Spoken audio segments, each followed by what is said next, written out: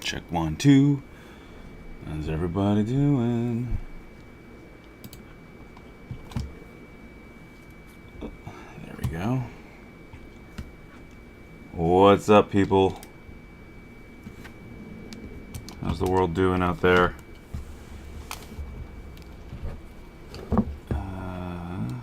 Just get some things arranged. Pardon me. There we go. No, it's not Corona. Shut up. Just dust. I've got to dust my place. All right. And like 3 people left.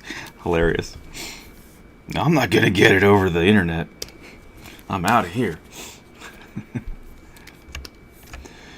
Okay. So there's this guy, the shield, and then we're also doing this folk. These people. There we go. Should probably darken my background, I guess. There we go, some more contrast, makes it easier to see.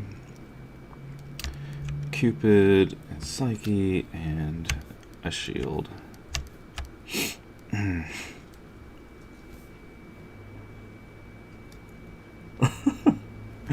Dang, people are evacuating all of a sudden. I wonder why. Alright, well, if anybody has any questions, feel free to throw them in the chat. Looks like audio is coming through just fine.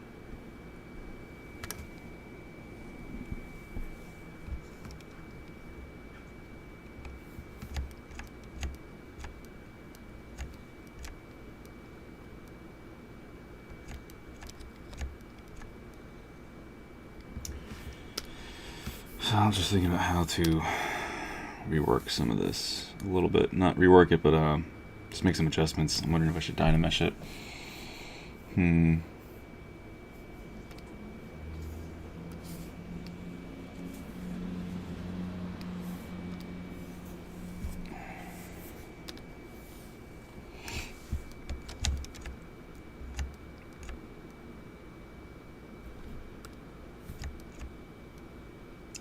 So I used live Boolean to cut in a lot of these parts, but then that leaves kind of messy geometry at the points of intersection.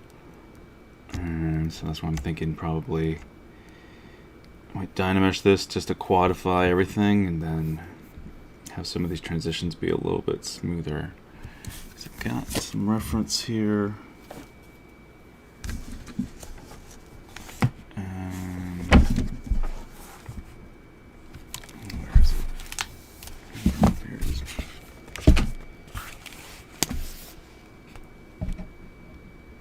Just looking at how it's raised in the center. And then there's sort of like a it's like there's an additional framing around this group. So I wonder if, let's see here, we do an auto group, and then we just select, come on, just like this mask.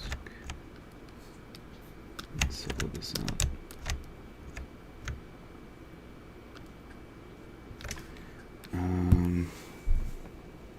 Some panel loops would work well too. Just trying to think.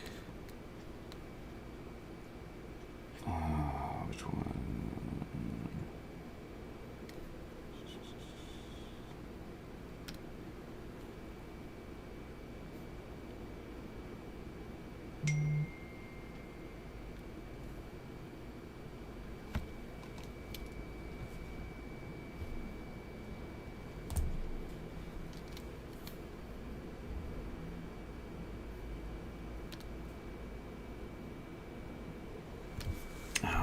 Multiple subdivision levels. Derp. Okay, let's see how this goes at a higher, much higher subdivision poly count.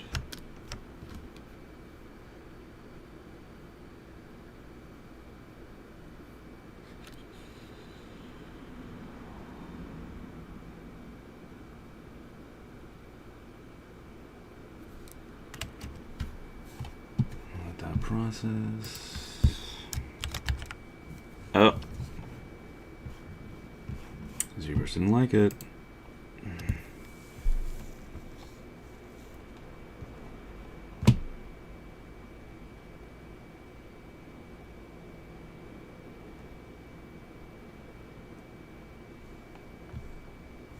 Sorry guys, 2 seconds.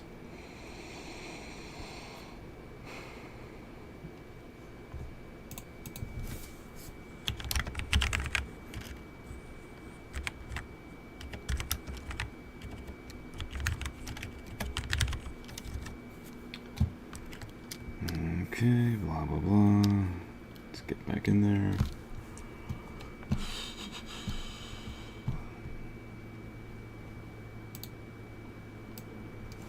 I don't know why this keeps popping up on the other screen.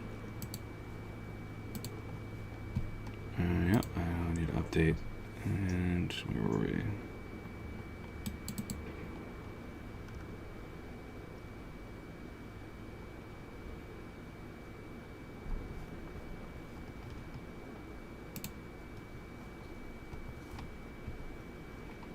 Interesting. I don't know why it seems like none of our regulars are here. I'm not seeing any chat. None of the chatter.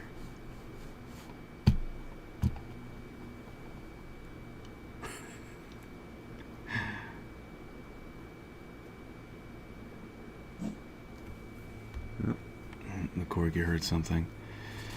So no one wants to chat. How's everybody doing? Is everyone alive? See, we got some people in here, but nobody's saying jack.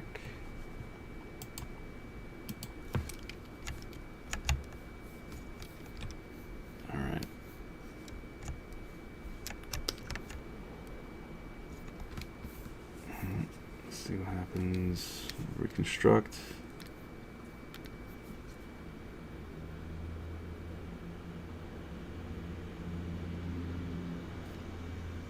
Okay.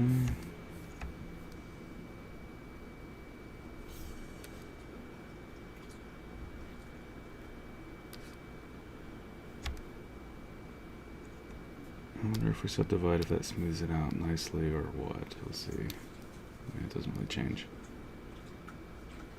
Alright, well, let's try the alternative. Let's try some Dynamesh. I wonder if we can keep our polygrids. I mean, I guess it will, but let's see.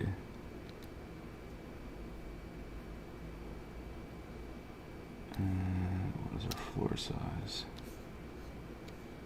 Okay, let's make it a little bit larger. So for those who don't know, your floor size and your poly count and size detail when you Dynamesh correlate to the floor. So if your grid on the floor proportionately, if this is larger, you know, filling up more of the grid, then you'll have a much higher volume of polygons generated. So let's go up 100 and let's do another 50. Cool.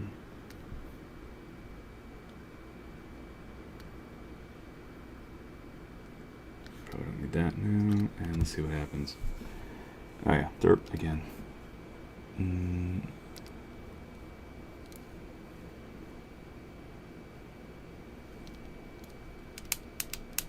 Okay.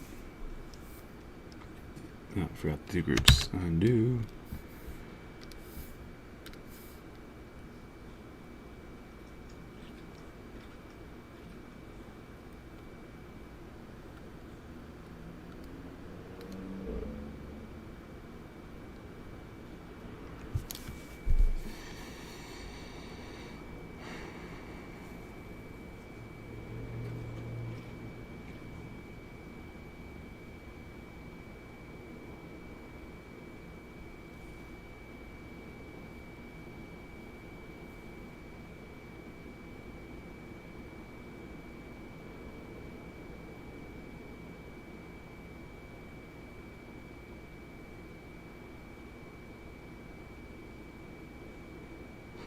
This might take too long. Might have to restart. Might have to stop it. Might be too high. I didn't think there were that many holes in this thing, though. I didn't think there were any, really. Should be. Yeah, alright, let's get wait. And not the most thrilling, I know. Sorry, guys.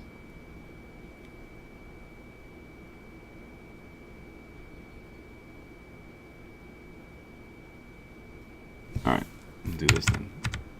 Let's start it again. Let's do lower res. Woo!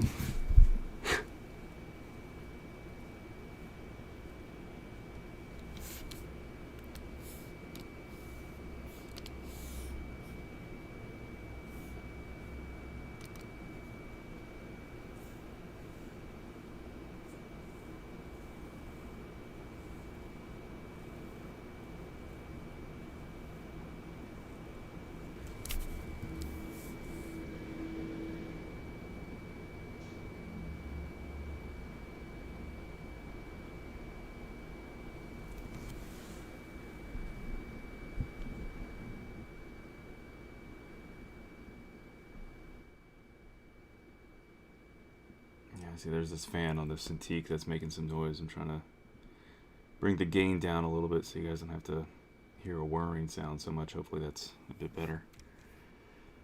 Alright. One more time.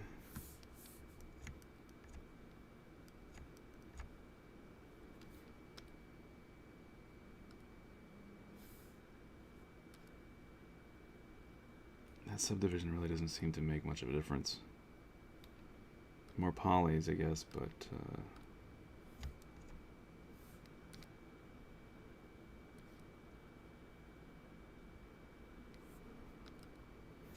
yeah, it doesn't really seem to smooth much out.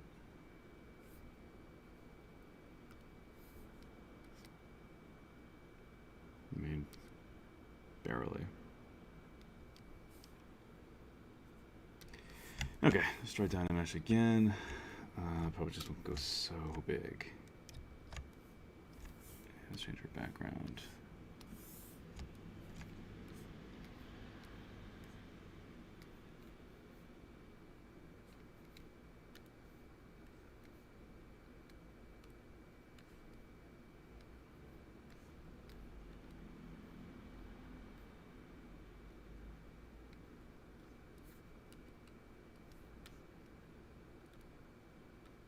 Let's just see what we get with like 175.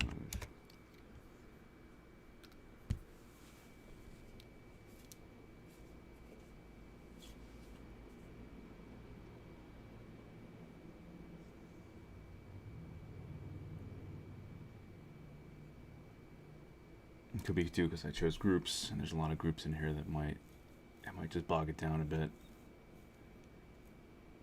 But we'll see.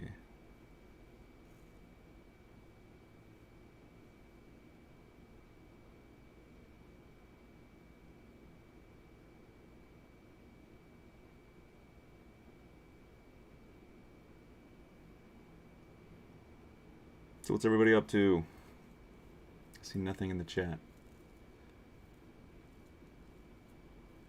Hopefully everything's working correctly.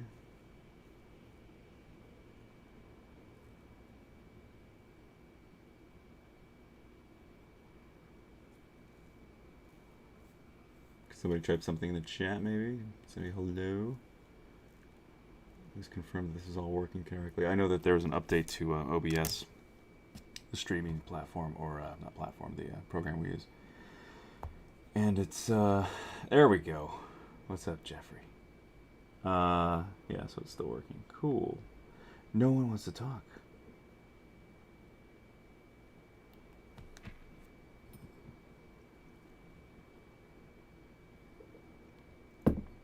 Alright. This is just taking too long. I should probably just do this on my own time then, because this is like some more experimental stuff at this point, just pushing things. I'll go back to Cupid and Psyche for now, so that you guys don't have to keep enduring this. And then I've got to hop off here sharply at like 4, because I've got to get some other work done.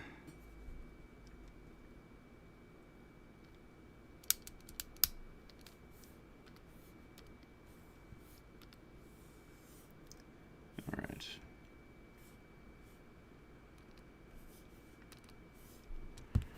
One more time. just lurking. Yep. Seems like a lot are just lurking in the shadows.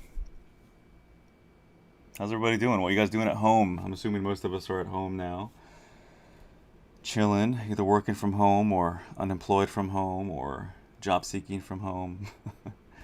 Hopefully improving ourselves in one way or another.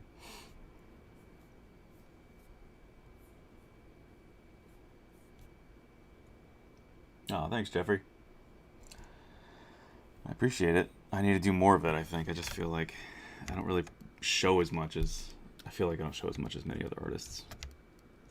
I mean, I produce a fair amount, but there's reasons why. Either it's NDA or I just don't like it or whatever, but there's always a reason. Okay. And why are these guys all darker? It's weird. Oh, duh, that's why. Derp. Alright, here we go.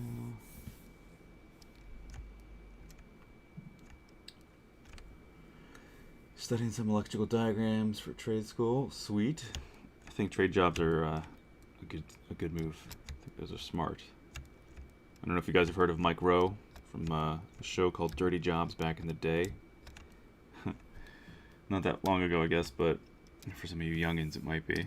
But he always advocated for trade jobs. Learning skills for necessary employments that we all need, you know, whether it's, you know, being a handyman kind of guy, like, you know, plumbing, electricians, all that stuff. It's all needed, all valued, and doesn't seem to be as much emphasis on it, and people don't realize you don't have to go to college to make a decent living and do something that people really appreciate and need. Hell yes, love him. Yeah, he's great.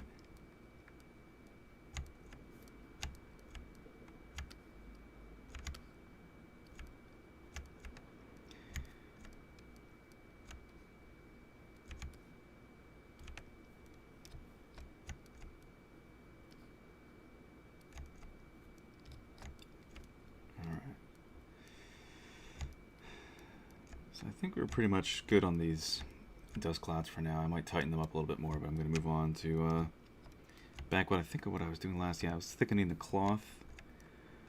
And then I'm going to have to Dynamesh some of that together eventually.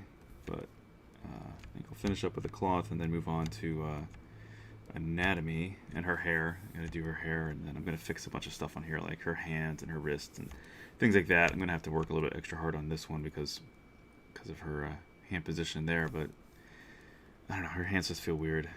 It's like they kind of feel a little webbed and like, I don't know, just a little odd. Something in here that the volume, the shape of the palm, it just feels, you know, the whole metacarpal area just feels weird. So I'm gonna fix all that up. Hello, come on, pick the cloth. Hello. Why is it still on there?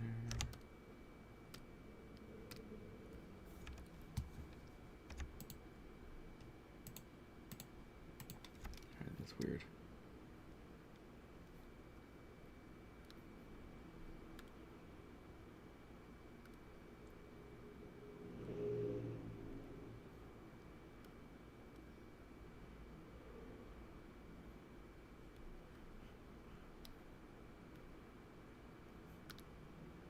Where's that other one?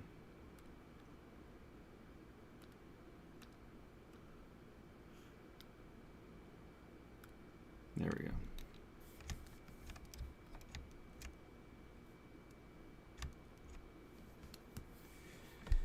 Alright, this one, it's got a lot of folds, so it might be a little taxing here. What do you say? I've messed with ZBrush for a little bit with the trials. I'm interested in buying for 3D printing. Has there been an improvement in that sector in the past few years? I haven't used it in a while. I mean, what kind of improvements are you looking for? It definitely has a nice 3D what do we got? The 3D print hub.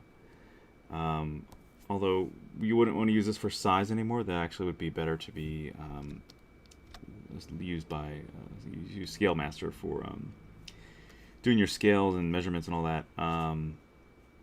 But you know, it lets you import and export. You know, different file formats. I don't know. I mean, I'm not sure what kind of improvements are you looking for. There is a way with the new version of ZBrush to check drafts. You know, you're drafting. Not even using the right terminology exactly. I'm not really sure, but you can drafting angles. Excuse me. There we go. I just haven't used it much myself. But you can check where areas might be too thin or too thick. You know, it does like a color gradient, sort of like a heat map almost of showing you drafting angles and whatnot. I haven't used it myself because I never really need to, but it's there, and if you use that or need that type of information for your prints, that can be useful.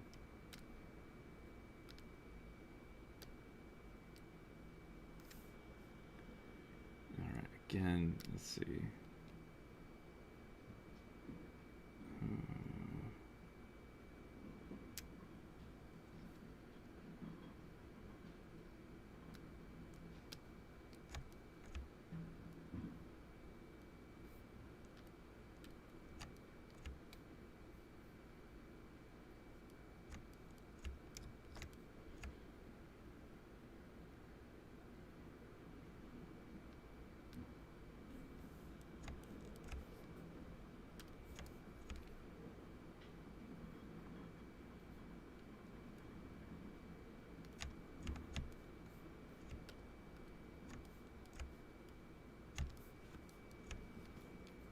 Thickness is there, it's just super thin.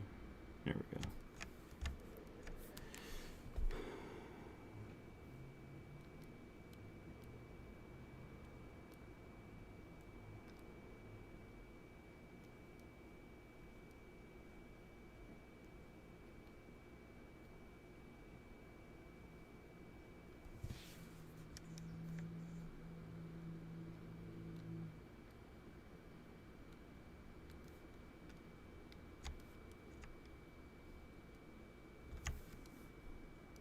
Oh man, that's looking funky. Back down to one segment.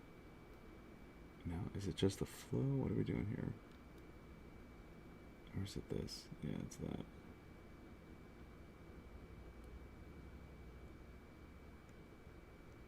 Quick grid-based subdiv. Yeah. Defines the number of grid style subdivisions applied to the model.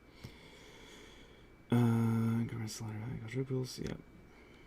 So if you go back down to 0, yeah, that's probably better. There we go. That's what I was thinking. I just wasn't seeing these little anchor points, and I was wondering what was I doing wrong.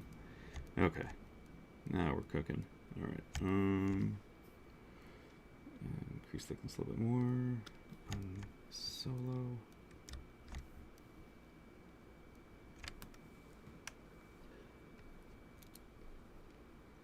Okay, yeah. Yeah, I'm not sure how much of it was there last time. When was the last time you used ZBrush? When was the, what was the last version you used?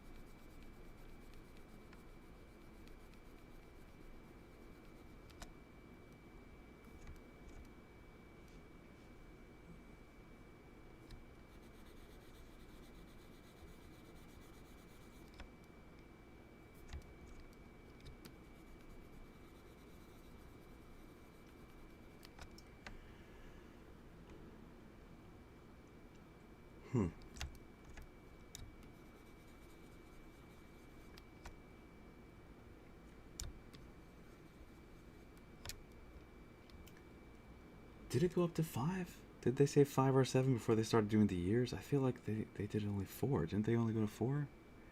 Maybe I'm totally tripping, but I think it only went up to 4, didn't it? And then they started doing years. It's been so long. I remember like 4R7, 4R6, etc. I don't remember 5. Maybe I'm just totally losing my mind. I don't think they did 5. So maybe you mean 4R7, I guess. Maybe I'm losing my mind. I just don't think they went up that far. I can't remember. But yeah, okay, either way. Revision 7, yeah, I think it was 4R7, yeah. Yeah, that was a while ago, man. Yeah, you'll see a ton of improvements between then and now. Like, holy crap, yeah. Like, this whole thing I'm doing right now, this cloth, that's all new. This is all built in. So you can do cloth sim. You know, a facsimile of real cloth sim. It's pretty cool. Very helpful for, you know, having clothing you want to 3D print off of characters or whatnot. You know, really have it look, you know, just the design clothing on characters. It just works. It works pretty well.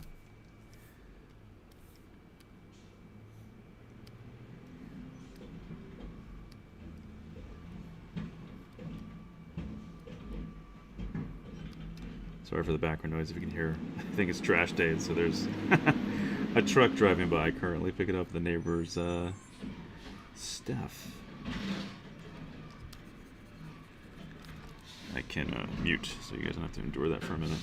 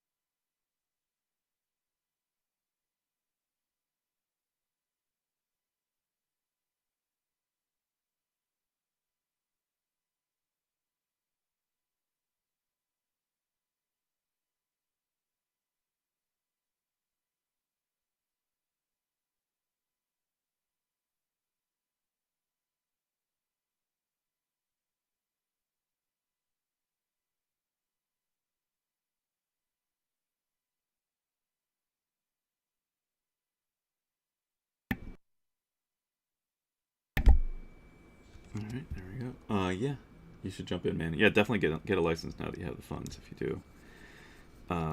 It's a good time. It's a really good time to get back into it, man. So right now, just smoothing out these areas for anyone wondering what's going on.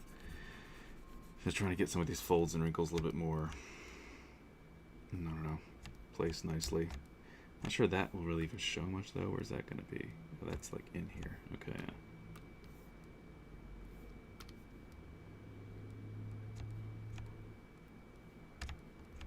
Yeah, that's... Oh, wait, where was I?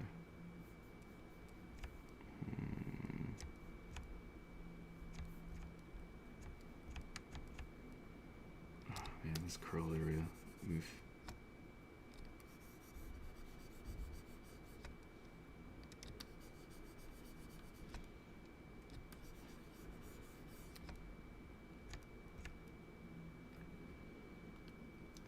Some of this can be corrected by just fixing the base.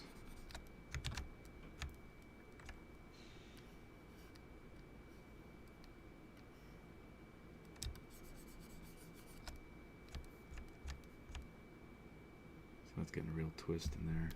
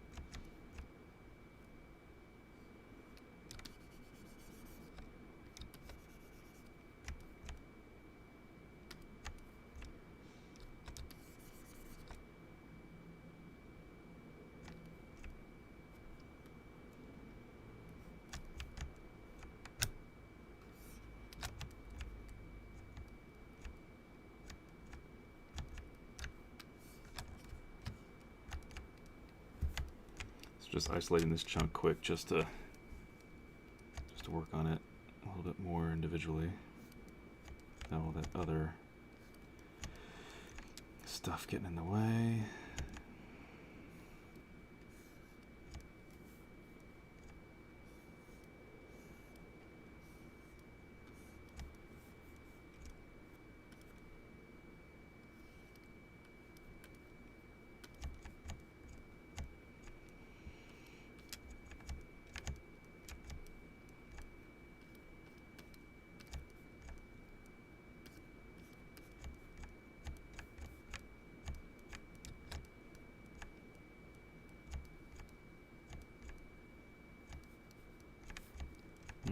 That's looking better. Definitely better than it was. Alright, let's see what it looks like now. Ugh, still got that weird... still has that weird fold going on in there.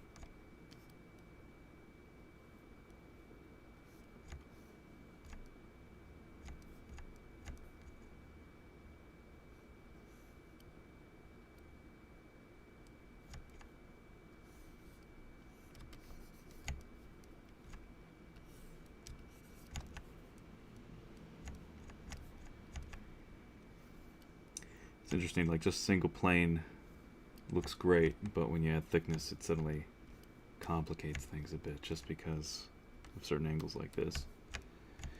But if you don't add thickness, you can't 3D print it. You can't print a plane, and all this stuff is going to be printed, so I have to think about real world volume. How's the mic coming through, by the way, guys? Is this okay, or is it too subtle, too soft? Is it hard to hear anything, or is it okay? So I turned down my gain so that I wouldn't be blasting you guys with the high-pitched fan noise. That's, I can barely hear it, but I know it comes through the mic pretty strong. The Cintiq probably be upgrading soon, so that I will be using an old Companion 2 as my Cintiq on my PC.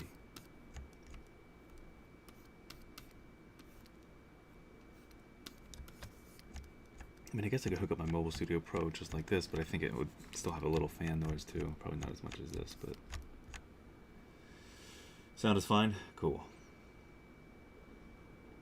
Sweet. Thanks.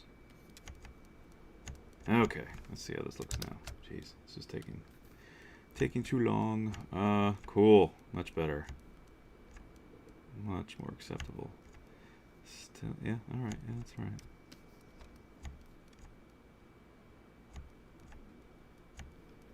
Alright, cool. It's looking good. And then some of these areas will be underneath the cloud, so they'll be like, one will subtract from the other. I'm assuming I'll just use the clouds to subtract from this. That area looks funky. Oh, it's like they're interpenetrating each other. Yeah, itself. And that might be a real pain to untangle.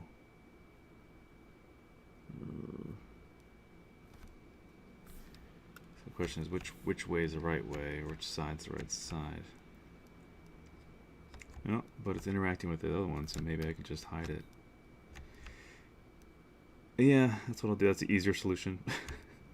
Rather than try to untangle that so it makes sense in the real world, I can just boolean that together. I mean, I can just Dynamesh it together, but I can just hide that behind this one since we'll be not changing the arrangements too much. I'm still not that happy with this. I mean, I like how it's billowing, but whatever. It communicates what it should, I guess. I mean, maybe I'll scrunch it up a little bit more or something, but it shows air movement, especially like from this angle, where you can kind of see inside.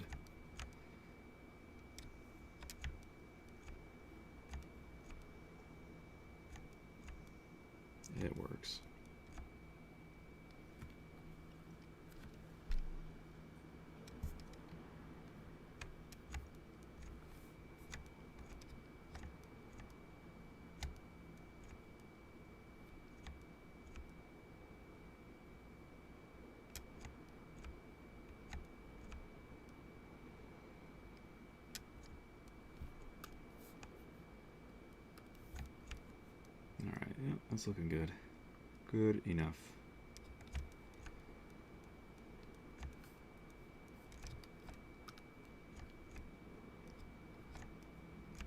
Okay, next. What hell have you brought me? Yeah, let's do a quick save here so we don't have to do all that again. So where's everybody from? Is everyone here in the States? Is anybody in Europe? Finland, Norway, the Netherlands? How's everybody's situation? I'm dying to go to the movies. I really want to see some movies, and freaking LA, man, everything's closed. There's a drive-in. I think I'm gonna go to the drive-in. There's that, and I have Tenet there, and I still haven't seen Tenet, and I love Christopher Nolan's movies, so that is on the agenda for the near future. But how about you guys? You guys seen any movies? Oh, you're in PA. I'm from PA, dude. I was born in Lancaster. Good old-fashioned Lancaster County. Got the Amish farms,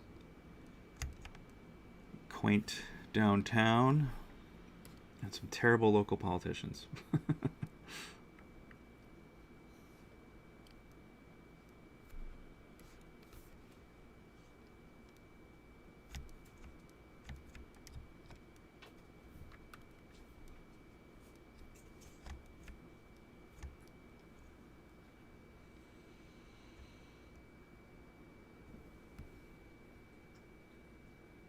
Mission Tiki?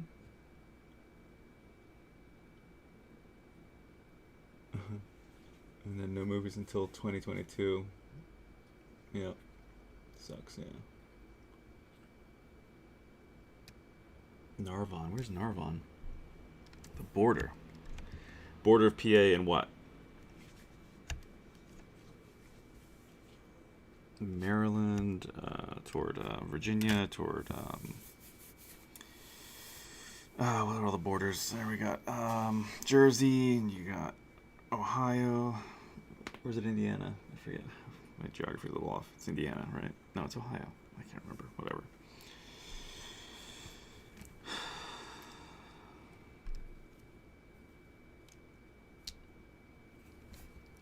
Yeah, no, it sucks. All the movies getting delayed. But I mean, I guess that's where it's like I got to look at it like, well, it's just more opportunity for those smaller peeps like myself, indies, whatnot, for us just to get stuff done, just to crank out our own stuff, our own independent projects, and make a name for ourselves in this huge lull of just lack of movies, you know. Hopefully, some of these, because I know they're like closing down Regal apparently, like, or at least temporarily. Who knows how long that'll last? And there's a couple other theaters that are they're closing down. It's just crazy. So yeah, I'm just wondering what's that going to be like. But yeah, hopefully some of these studios will release their movies on streaming, at least just so we can see them. You know, I mean, they can make some money instead of just waiting and waiting and waiting and waiting. I really wanted to see A Quiet Place 2 as well. I was stoked for that. I love the first one. I think John and Emily, they just, and the whole cast. I mean, the whole cast was amazing, but he and his wife working together, I mean, they just did such a good job. Oh. I loved A Quiet Place. Very little that I have at all to critique about it. It was just great.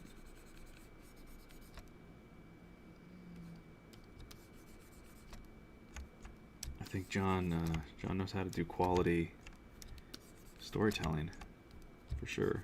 Well, him and the co-writers, I should say, because he didn't just write it, but I forget the other two guys' names, but there's two guys who really came up with the basic concept, and then John kind of like apparently really fleshed out and edited a bit. But still, man, that trio of dudes did a really good job, I think.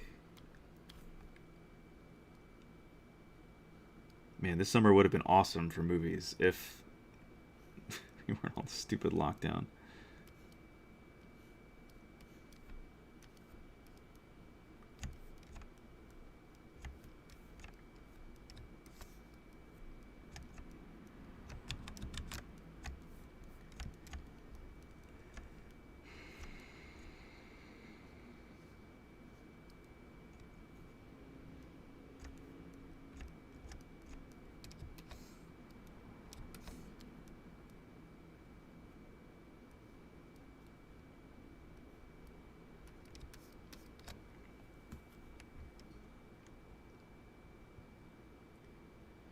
Oh, you consider Lancaster County, actually. Oh, okay, wow.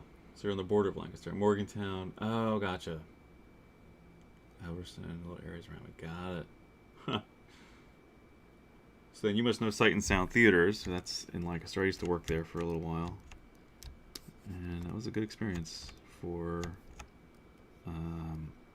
learning 3D printing and just moving my career forward. It's definitely a good stepping stone.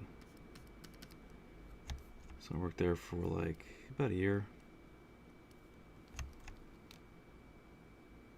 On their production of Moses. For those who don't know, Sight and Sound is like they just do biblical productions primarily, and only, I guess, and very epic though, very big, very very professional, very well done. But that was all that was like available to really utilize my ZBrush skills in Lancaster to that degree.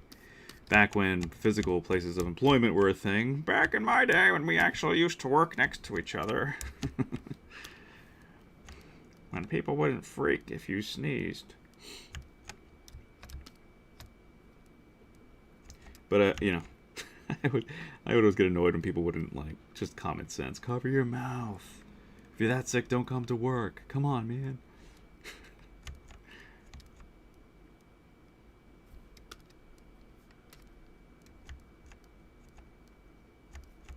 I used to work in a hospital, so I kind of became a germaphobe when you start learning about sterile procedure and just how the slightest little contamination in one area of something that's touching your mucous membranes or your body can make you infected and or make you contract something and you're screwed.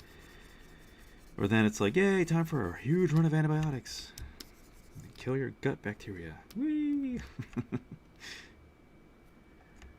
So that I mean, even before that, I think my family was just a very sanitary family. My dad wanted to be a doctor, never got to be, but I think he was always very aware of health and whatnot. So I grew up in a home where we're just very conscientious of being sanitary. So I'd always be the one that was irritated with people. I wasn't like freaking out, but I'd be the one who'd be like, it'd be nice if people could wear masks on a regular basis when they got sick, but I didn't want this. This is crazy.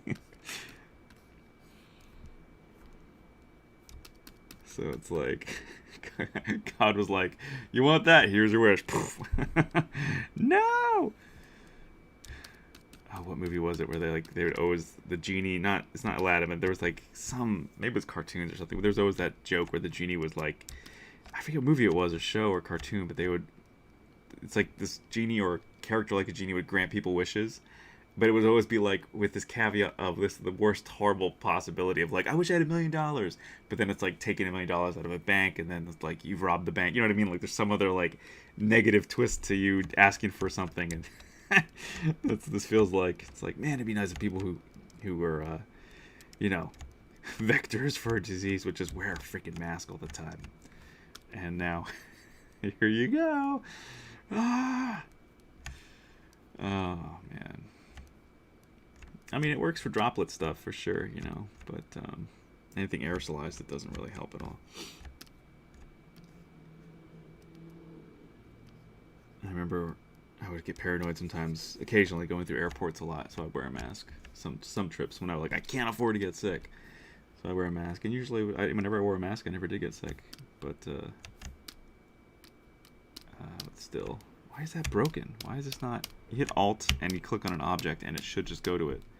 But what the hell is that setting that they? Can you turn that off, or is it just? Did they just break it in this version?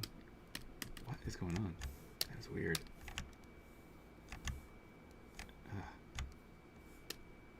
Yeah, like I can't click on her and access that. What the hell? Weird. It always worked before.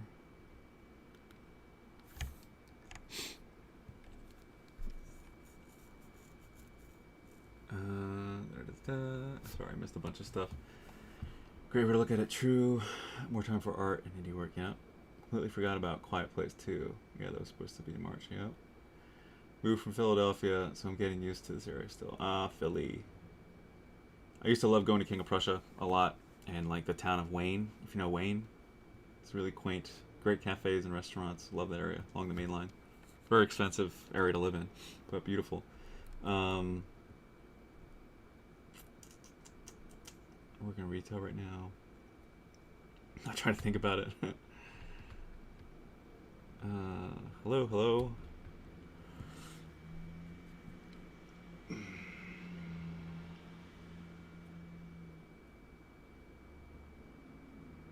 Can you tell me the best path to learn? I'm assuming you meant modeling there. It sounds like, looks like, yeah, modeling. It just didn't hit the E. That's a huge question. A best path to modeling. I mean, that's just that's a very open end. There's no real like one best way.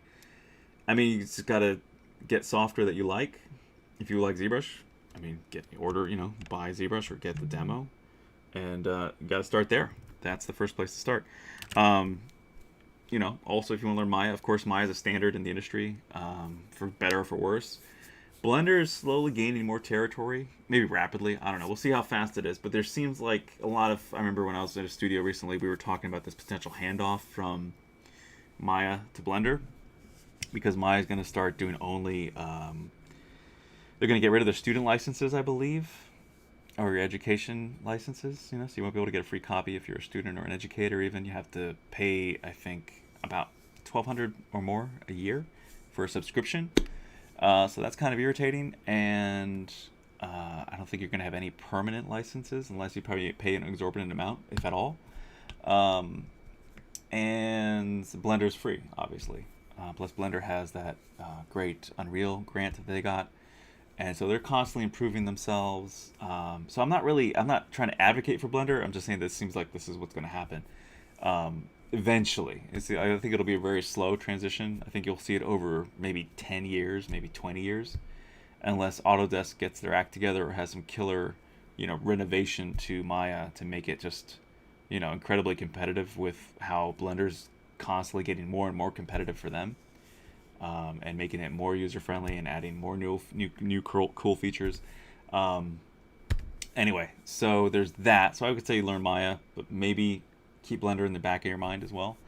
It's free. But yeah, other than getting those programs, I mean, you got YouTube, you've got ZBrush Central, you got like the Ask ZBrush hashtag. If you look that up, there's tons of tutorials on very simple, direct questions that are common that a lot of people encounter with ZBrush. You can find that on YouTube. I mean, then Gnomon, the Gnomon School of Visual Effects. You can go to the Gnomon Workshop and learn on there online. You've got Udemy. Udemy is a great site and app where you can learn a lot from a lot of different professionals on different courses there. Pluralsight's really good. It used to be Digital Tutors back in the day. Pluralsight's great. So, I mean, you just want to go and just find courses that are like kind of the 100 level, 101, basic intro to whatever X, program you want to learn. And just start there. I mean, that's the best advice I can give for how to start learning modeling, the best path to learn modeling. It's really what kind of aesthetic do you have too? Do you like stylized? Do you like ultra realistic? Do you like organic? Do you like hard surface? Like robotics? Or I mean, I feel like I can do it all, and I think a lot of people can, but people have a proclivity. I can't talk. People have a lean, right? They have a preference. So I prefer natural, organic. I actually prefer animal over human creature. But if it's a human physique and something that I find really exciting and dynamic about it, I'll do people. But when it comes to like superheroes and all that stuff, it just does not excite me at all. I'm just not a superhero person, like, at all. Very, very little. I mean, Batman's cool, Iron Man's cool, Spider-Man's fun. Meh. I never was into the comics, really. I loved the show. I loved Batman, the animated series. I was a big fan. Anyway, so yeah, it just depends what your lean is. So then, if you want to do really organic shapes, then obviously ZBrush is. You almost you're gonna have to learn ZBrush and Maya, I feel, or ZBrush and some other like major 3D package. 3ds Max could be another one you'd learn.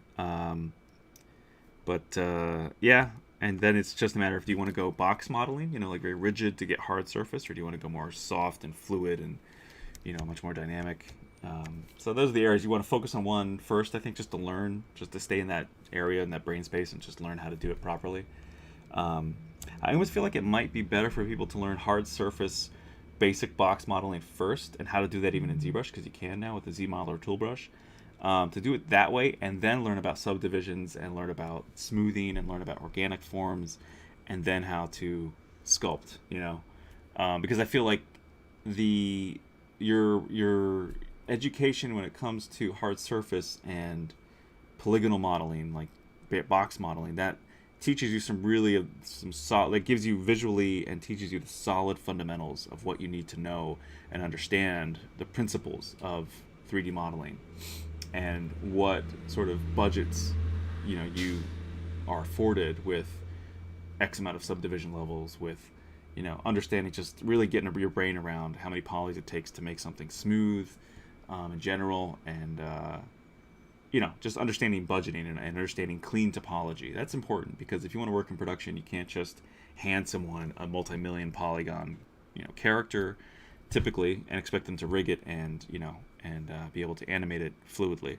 Some of that might change a little bit in the near future with the way Unreal 5 is looking, but for now it still seems pretty, for real animation, you know, for normal like human, you know, character animation or any creature or whatever, you want clean topology, you want edge loops to flow the right way across the body, all of that. So all those fundamentals, I think you can more easily learn from starting from a more basic, rigid, hard surface box modeling kind of mentality, and then you kind of learn to not break them, but you learn how to add onto them or modify them with a program like ZBrush, where it really lets you do things that you really can't do with the speed or volume or just, you know, just all the, it just handles so many polygons like no problem. You know, easily you could import some of these meshes into Maya and have it crash, you know, or just be like, here you're rotating like this, you know. It's not going to be like we can in ZBrush. So I guess that's my 2 cents about learning modeling in general. If you just want a very general, you know, what's your best path to learning modeling, maybe, you know, to start, maybe wherever you start with, maybe just learn the basics of box modeling and then learn about subdivisions. And, you know, I think it's just a logical progression. It's a better way than just jumping into ZBrush, kind of like how I did initially, and just start like learning how to sculpt and just learning ZBrush, but not learning all the, you really should learn the principles like first, and then a basic like a cube or a sphere, and then start moving around from there. I kind of fumbled around before I kind of got some of those other areas locked in, and, you know, learning UVs and how to wrap my brain around what were UVs and how they applied, and, you know, what's a normal, you know, all that stuff. So it's, you know, so yeah, I mean, look up some of the sites that I mentioned for classes. Sorry, I'm missing a bunch of chat here. What else are we talking about?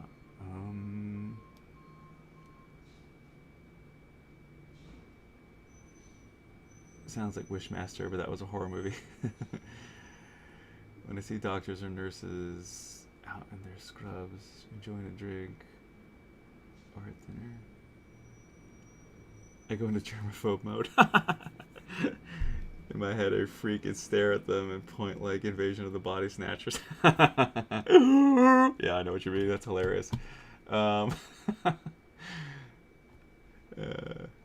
Always wanted to get into ZBrush. It looks really intuitive with sculpting. Yeah, there's a lot of intuitive features to ZBrush for sure.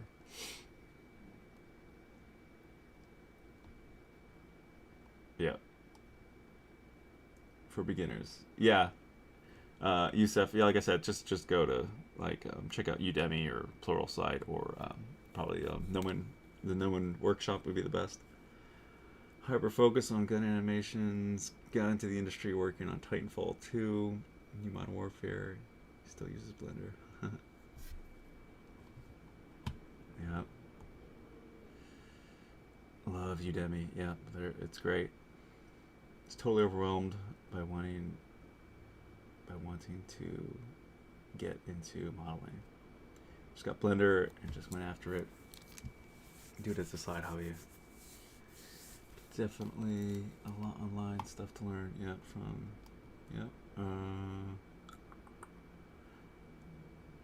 software creature designs people do, like Alien-esque. Yeah. You want to do characters? Cool. Yeah, Yusef, you're welcome. Hope that helps. Sorry, it was a long-winded answer. I'm not always the most concise person, just FYI. One of my many flaws.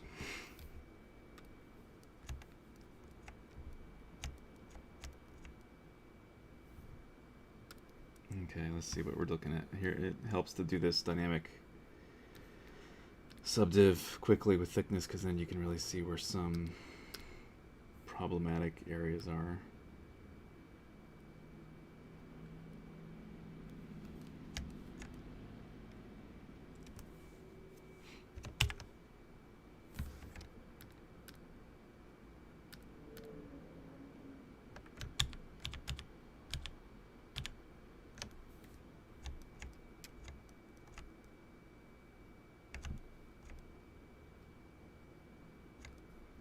And that's going to be in the clouds, I think, right? Yeah. Or is that on the other side? No, I think that area's in the clouds. All right. Yeah, that looks a little garbled.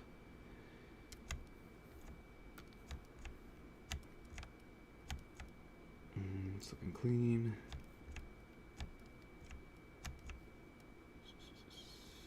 All right. So that's the only problematic area, really. That's the only messy area. Everything else looks okay, I think.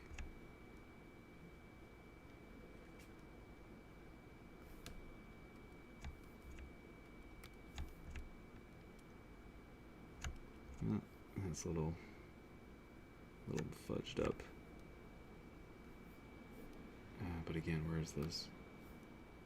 All right. So some of that's in the clouds. That's easily hidden, I guess. It doesn't even really matter.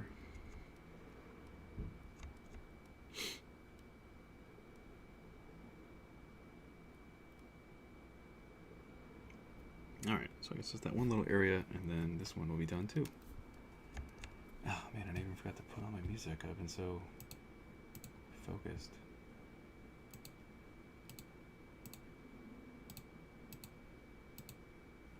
Alright.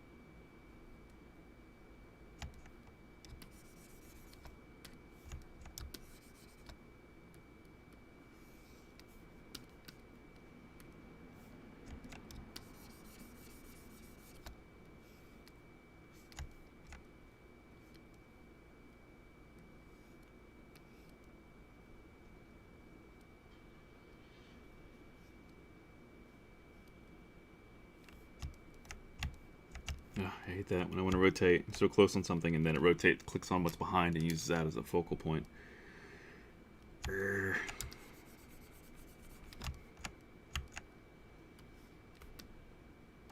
be nice if they had a hotkey where you could say, always keep this general, whatever area I'm working on, always keep that as the focal point until I dictate otherwise. That'd be nice to have that as an option.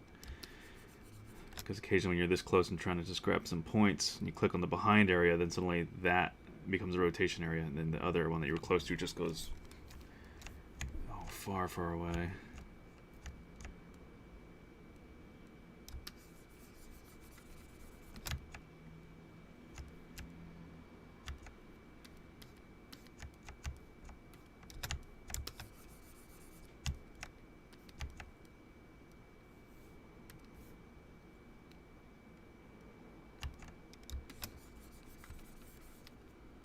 So I'm just working my way up the subdivisions and smoothing them so that it should result in a better look from when we do this.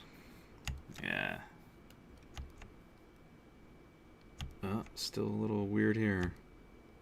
Dang it. Yeah, it's just this curl. Alright. Dang it!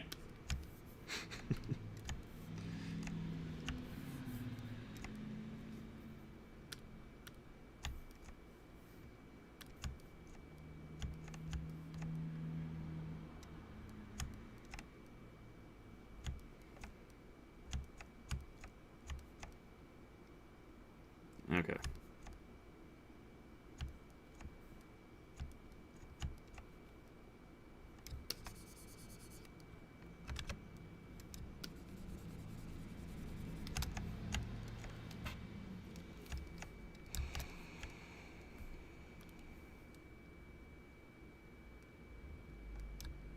Lovely.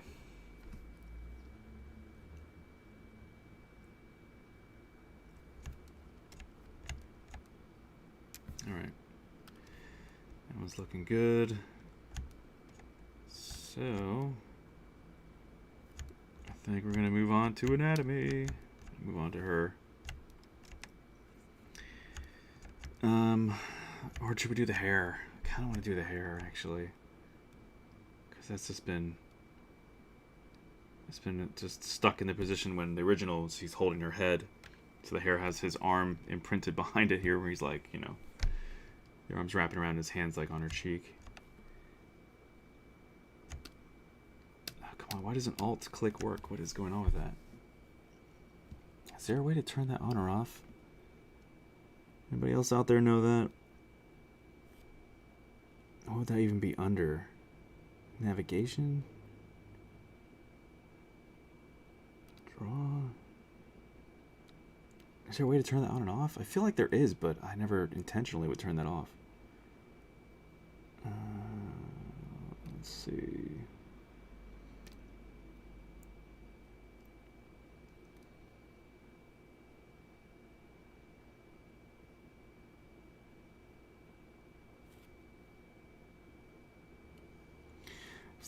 This is great to turn off the right-click pop-up.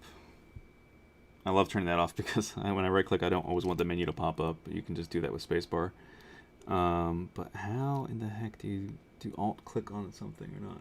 Turn what off? So Alt-click. So if you want to click on a, let's say like I have this, right? I have see, I can't do it now. Oh wait, now is it working now?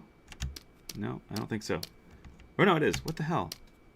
Seems like it is now. Okay, I don't know what happened, but before, when you hold Alt and you click on whatever you see in the viewport, whatever you want to work on, you just hold Alt and click on it. Maybe it doesn't work on dynamic. Maybe that's what it is. Maybe that's what it is. Does it not work when you have dynamic thickness on? Okay, maybe that's it. Maybe also I need to accept those things. Since I was happy with them. Maybe that'll change it here. Let's see. So apply. Okay, so now if I go back to her, now if I alt-click on this. Yeah, okay, maybe that's it. Maybe dynamic thickness just sort of disables that detection, you know, however that works. So that's what I was looking for. Sorry. Because it's super handy when you're just moving around here and you have all these different subtools. You just know I want to work on that.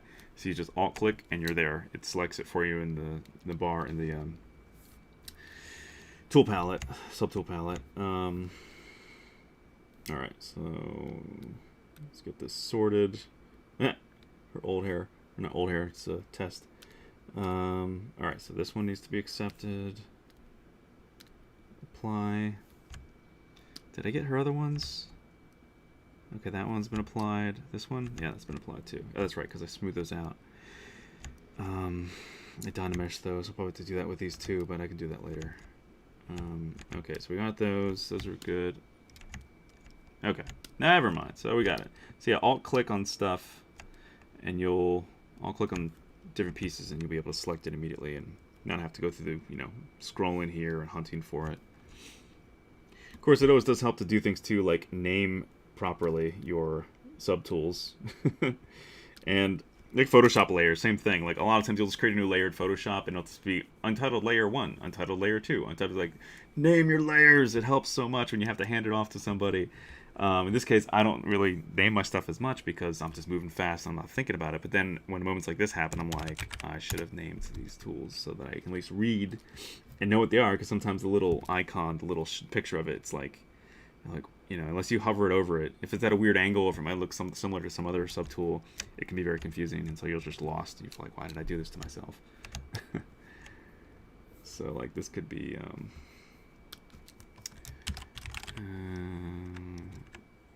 chest cloth 1.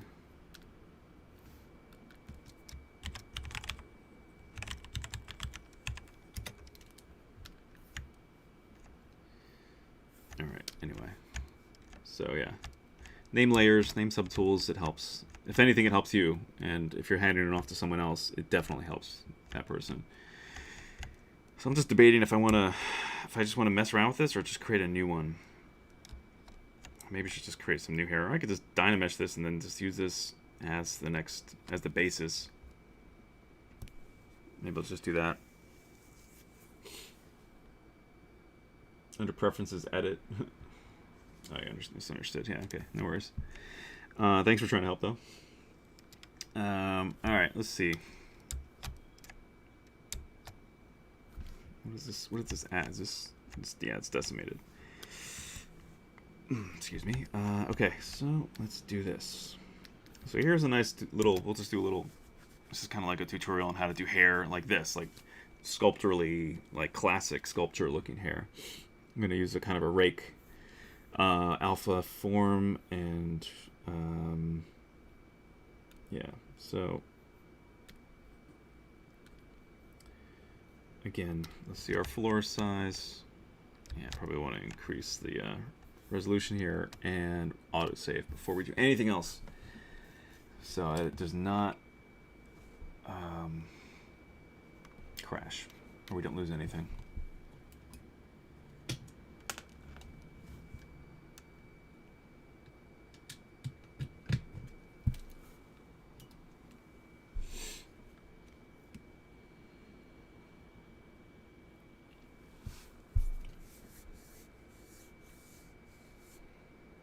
Cool.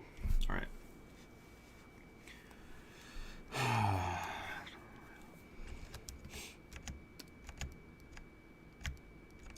If anyone has any questions, let me know. All right. Dynamesh. Yeah, that's way too low. All right, let's go up to 1,000. Let's try that.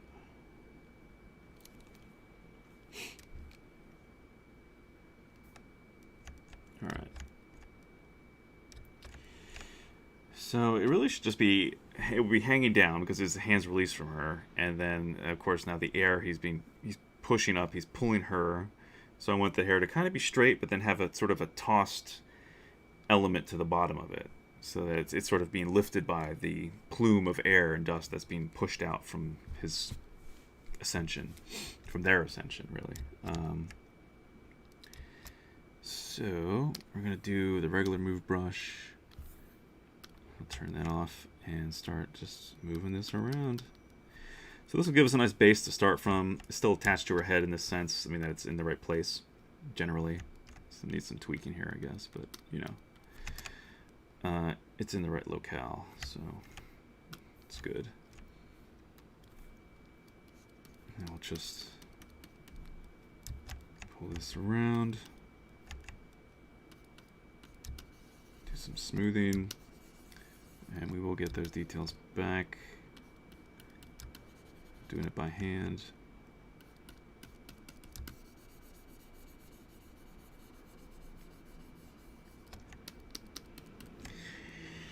Again, I guess I could do testimation here. I guess I need to practice more with it, not on stream, because I always find that I just don't get the right amount of results, the predictable results that I want, and it's just lack of experience, to be honest. Because I'm just so used to the older way, which is Dynamesh or ZBrush and then subdivide up. But for something like this, I guess, because, you know, clean topology doesn't matter, that's irrelevant, because it's not going to be animated. I guess I could just do testimation and just let it do whatever, but sometimes it just feels like it adds more detail than it needs, and I guess that's dictated by brush size, but I don't know. I should practice with it more off stream.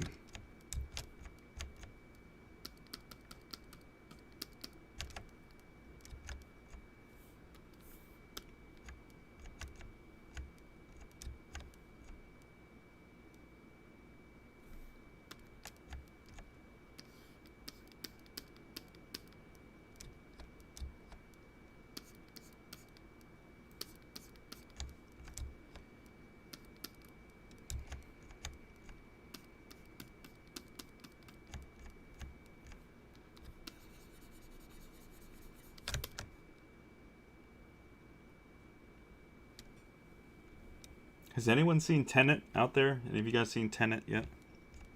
We got any Christopher Nolan fans? I really love his films, and Interstellar is like, it's one of my top 3 favorite films of all time. I enjoyed it far more than Space Odyssey 2001. So for me, it's, while Space Odyssey might have some of the coolest and most realistic or semi-realistic space scenes, I feel like Interstellar definitely trumped that, and I think it's probably, to me, it's the overall like king of space movies. Gravity had some pretty good parts to it, but then I learned that they really stole a lot of that from Tess Gerstein, I think is her name. I forget, Tess something.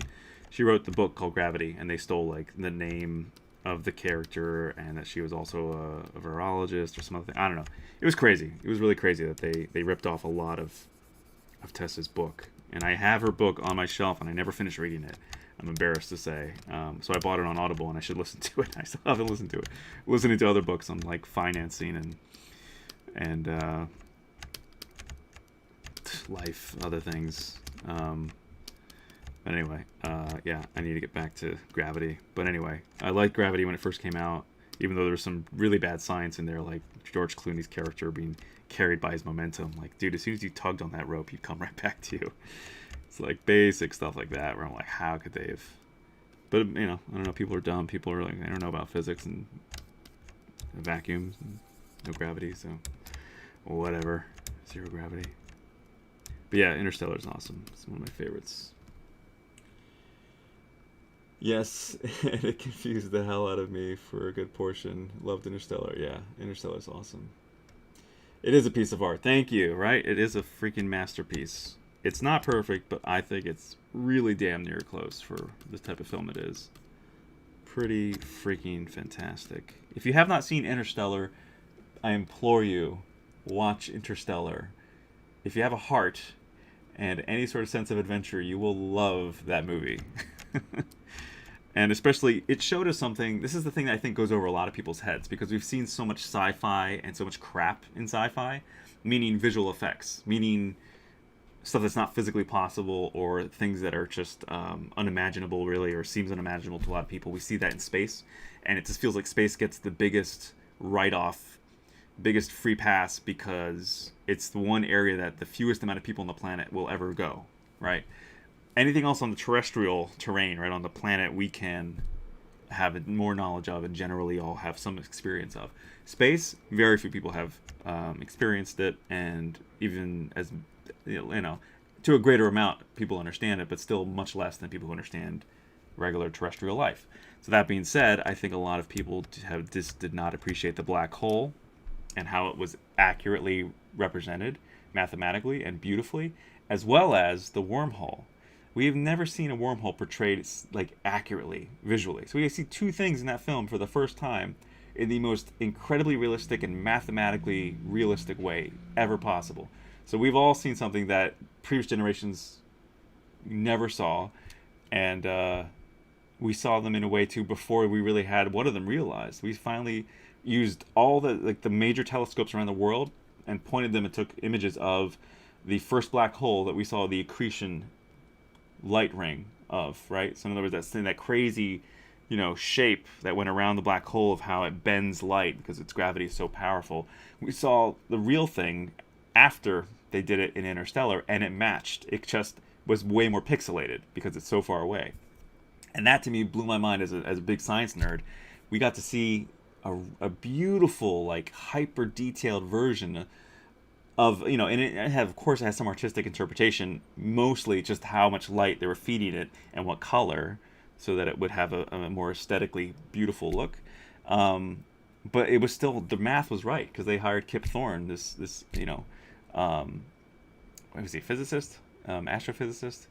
I'm probably blanking on the right term that his specialty is in, but astrophysicist, I think. Anyway, they hired a genius to do the math and created the right kind of, you know, light warping, light wrapping, you know, and they released it, I think, out there too. So I think there's a white paper on it. So anyway, I just thought that too was incredible, that the film really, that's why to me it should have won Best Picture that year and not whatever won, Birdman or something. Like, come on, whatever. Birdman was just self-congratulatory. It's just Hollywood, like, patting itself on the back. And it was fine. I think Birdman was fine. Whatever. It was a fine movie. I like Michael Keaton. It was fun, I guess, for what it was. Interesting. Felt pretty pretentious, but whatever. It was fine. We've all seen the whole fake one-take movie thing. I think, again, if there was a movie that did one take, the look of one take better, 1917. Awesome movie. I love 1917. Sam Mendes did a badass job. Very powerful movie. Man, that was tearjerker at the end. But Interstellar, man, for me, space movie-wise, yeah. Awesome. Amazing. We've all got to see what a black hole and a wormhole would look like. Because the whole wormhole thing, we've always heard it's like, the whole paper folded over, poke a pencil through it. We've seen that, like, I remember they did that back in Event Horizon. That was like 96 and 97, something like that. And I remember hearing, people talk about it before too, just in that same idea of what's a wormhole? Well, it's like it takes space-time to do this and do that, and then you got two holes and you just go through this. But that's 2D, right? And they even show that in Interstellar. That's two-dimensional, but with a three-dimensional circle, a sphere. So a spherical hole. That's just so mind-bending. That's just so like, it's to wrap your brain around that. And then to see it and to understand how it's like translating one side to the other. That's just freaking genius. Just awesome. Anyway, sorry. Stop raving. Tenet ain't bad, but it's no Interstellar. Bummer. Yeah, I mean, I kind of figured it wouldn't be as big, but I mean, there's like tremendous, but it still looks cool. I'm still very curious about it. And work with scientists to make the black hole accurate. Yep. Never mind. Let's also get ZBT. What is it? ZBrush on Chrome. No. Not really. I think they've made some sculpting software that you can do something similar in a web browser.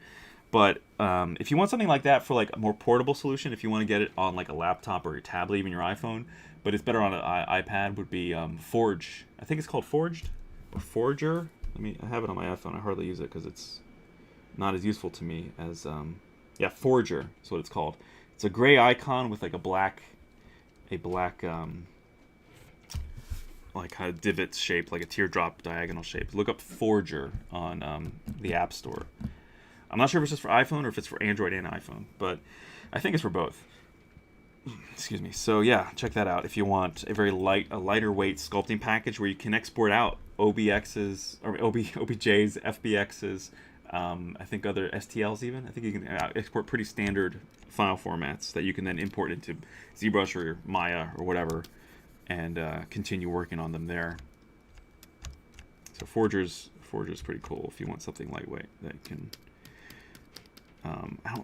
again, I feel like I saw someone make an app like Forger and like a rudimentary version of ZBrush that you can use on your web browser. And I feel like they were free. Not Forger, but Forger I think is like $20 or something or less. It's not. It's nothing. It's so cheap. So definitely pick it up. So if you don't have a Cintiq or like I'm blessed to be able to afford a Mobile Studio Pro, which is a Wacom's Cintiq with a computer built into it. So it's like a laptop Cintiq all in one. And I just have a Bluetooth keyboard and a stylus, and that's my mobile workstation. It's just awesome. But that's pretty expensive. It's not cheap by any means. So if you don't have, $4-ish grand to drop on that, a great cheaper solution, if you still want to be able to sculpt portably, similar to ZBrush, since it's not a full computer, get a used iPad, and get Forger, and you can do basically close to ZBrush portable that way. And it's a pretty decent solution for what it is. So, if you got like, I don't know, altogether, maybe if you buy a cheaper iPad that's like a year or two old, maybe spend like less than $1,000, maybe like 600, whatever, and then get Forger on that and get the iPad stylus. Maybe altogether you spent like $800, and you've got a pretty nice solution compared to dropping $4,000 and then having $800 to get ZBrush. It's not cheap. Although if you have one license of ZBrush, you can have it on 2 machines.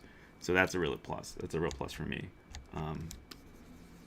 But then the other side is if you want to do like Keyshot on both, you have to get another Keyshot Bridge and Keyshot for ZBrush license to have on both machines, because I don't think it goes on 2 machines. I think maybe the license, maybe I think you can have Keyshot on 2 machines. No, I forget. I think maybe it's a bridge, or maybe even the bridge. I forget. I think either one or both of them you have to buy twice, one for each system. I don't remember exactly what it was like because it was a while back when I did that. But anyway, those are some portable solutions for you if you want to have a more lightweight, mobile solution. I'm only saying that because I'm assuming if you want to do a web browser, it's because you want to, offload some of that computing to an off-site, computer server and not have it all locally, or like run it on a really light notebook or something. So a solution, would be Forger. And if you Google, you can find other programs similar to like Forger and like a dumbed down version of ZBrush that are lighter and either free or running web browsers.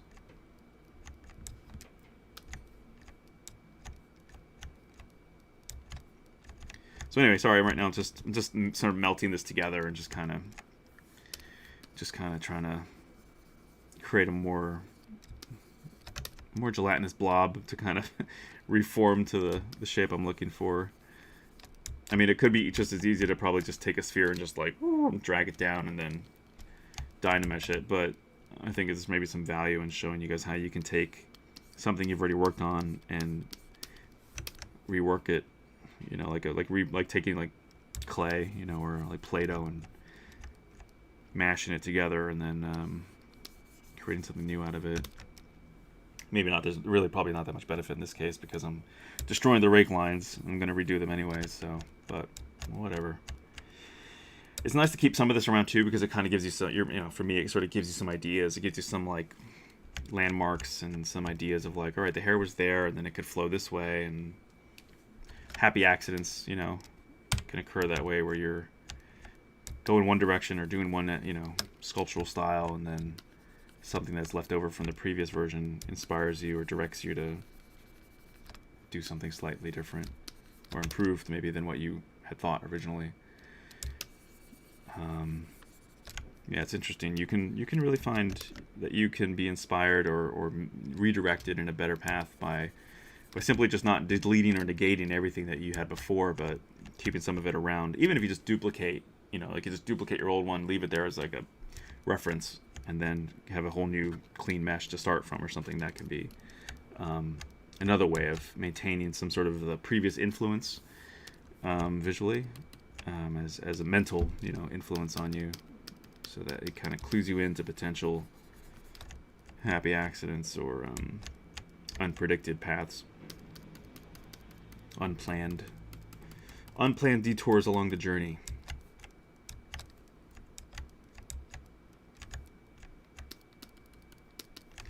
Because it's often not about the destination, but about the journey.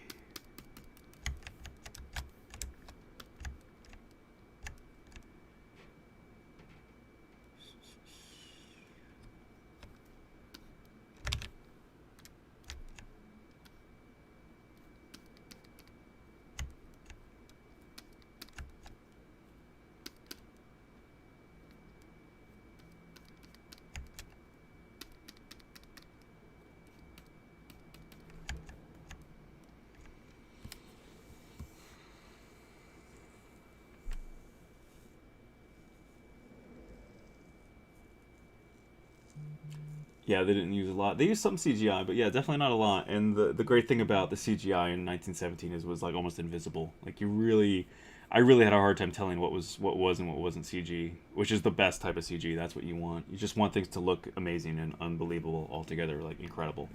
What do you think about VR sculpting? I think it's evolving. I think it's slowly maturing. I've seen like one of my acquaintances, Geo. He does. I always think because poor Geo as his last name that people have made fun of for so long. So my brain immediately goes to Geo Napkin, but it's not Napkin. It's how do you probably say his last name now? I'm terrible. I'm sorry, Geo.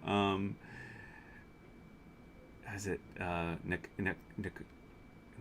Paul? Oh my God, it's terrible. I should know how to properly say his name. I remember his terrible his joke nicknames than his actual last name. This is terrible. I'm sorry. Let me. Nakpil, there we go. I'm sure I'm probably butchering that too, but it's Nakpil. he does some pretty good work, some very good work in Medium, which I guess now is Adobe's Medium. This Medium has changed so many hands, because it was Oculus's for a while, then it was like that is Oculus bought or Facebook bought Oculus, and then it was like Facebook's Medium or whatever, or Facebook Oculus Medium. Now it's Adobe Medium because Adobe bought Medium, I guess, or what, I don't know. It's so confusing. Anyway, so yeah, he does a great job in that, and I think it's getting there. I think it's maturing, but I think we probably with something like the 3090, the RTX 3090 graphics card, if Medium can take advantage of all those CUDA cores, I think we could probably start to see very close to ZBrush levels of fidelity, of resolution, because that's, I think, the biggest problem, the biggest hurdle for any sort of sculpting VR package, is that everything you're doing, you have to basically either double or quadruple the amount of information that it's processing, because it's doing it for two cameras, two viewpoints. Excuse me. So that means it has to redo a lot of that information in simultaneously, and that means that sort of, just the basic math. Like if you're doing something twice, that means you got to cut. If your computer can only handle doing it once, or programs, whatever, it's just designed to only handle those operations once. You're doing it twice or 4 times. That means it's going to have, or quarter your available resources, your budget, RAM and CPU and all that. So that means that will reduce the quality of what you see, and that's why a lot of VR games look so much cheaper, like as far as their poly counts, and like you can see jagged edges and they look kind of blockier than what you can get on like a high-end PC game, or even on a console. You really have a much more restricted polygonal computational budget for VR, because you're just doing everything twice. You have to process it for 2 cameras. So that's 2 screens. So that's the biggest hurdle, I think, for VR sculpting. When that gets solved, which I think with just more computing power, it will. If it's if it all stays kind of linear. Now with like the RTX 3090 and maybe future cards, future graphics cards that can just handle obscene volumes of data, I think that we'll see. Yeah, we'll see. The realization of something like ZBrush in VR. I think everyone's dreamt of that. Like the real dream is to have a sculpting package which allows you to put on gloves, something with resistance, so you can feel like you're really pressing on clay and just moving it with your hands. Then there's a point where you want to have something like a stylus, or have tools, like some sort of virtual tools, which would let you feel like you're really sculpting with the hand. That's the dream, I think, for a lot of sculptors, is to be able to really feel like we're working with clay without the messiness and the constraints of gravity. It's one of the biggest things. When someone who's never sculpted with ZBrush asks like what's it like, I've always defined it as it's like sculpting with wax in 0 gravity. I guess that'd be the closest thing I can use to describe it, because that's really what I think it's like. You don't have gravity contending with you, so you don't have to create an armature. You don't have to worry about the thinnest pieces not holding up. Making sure things are thickened to a certain degree so they can sustain their appearance. Basically you're compromising at a certain level. When you get too small, you're compromising detail for stability, right? So you're making those decisions, those balancing acts, and that's frustrating, because sometimes you'd be able to get micro detail if the medium could really hold it, and a lot of times clay can't. Again, it's all about scale too. If you're working on something like a dinosaur, you're working on something giant, big creature, and you sculpt in little detail, that will look great, because proportionately you're not probably going to be right up on that one little section of the scales. Even so, it's just there's a little bit more. It's more forgiving. It's more friendly, because you're not going to go microscopic on that. If you did, then you just create a bigger piece with that same amount of detail and just have the camera close. That's what they've done for a lot of movies. Even like Gremlins, Gizmo, they made a giant Gizmo head, so they could get more mechanics in there, so it have more expression and look more realistic. So for the close-ups, a lot of times it was or a couple times it was the giant Gizmo head. So when you want to do things real and you want to have micro detail and zoom in on something, you just make a big one of it and then just put the camera closer to that, and it looks like you suddenly have like a huge macro shot. But in the real world, obviously, sculpting one thing to have all that detail is almost impossible. So digital gives us all that insane real estate for detail, you know, like infinitesimal type of detail. And with 3D printing now, I've proven myself and many others have that you can get this micro detail out of 3D printing that the naked eye can barely see. Like you'd have to use a magnifying glass to see some of that detail. So you can get some of the insane detail that you can put into it from the computer that would be impossible for the human hand to replicate. I think maybe some Asian gentlemen who've sculpted on rice, who've done these tiny little rice sculptures, maybe those guys could get this kind of resolution, but otherwise most human beings are not capable of that in the real world with a sculpting tool and clay. So the other solution is 3D print what you create on the computer with insane detail. So anyway. Have I tried traditional sculpting? Oh yeah. Nothing huge or super serious. I was trying to, dabble with it more back when I lived in Pennsylvania, and so this is like 7-8 years ago. But then as I was getting ready to move out here, I said, it's not worth it. Time-wise, it just, had to come out here and survive, had to figure out work, and a lot of that was art, and art takes time as it is. So, again, physically sculpting, you got to do everything twice. Digital, you get symmetry, you got everything mirrored, and then you can add your asymmetry afterwards.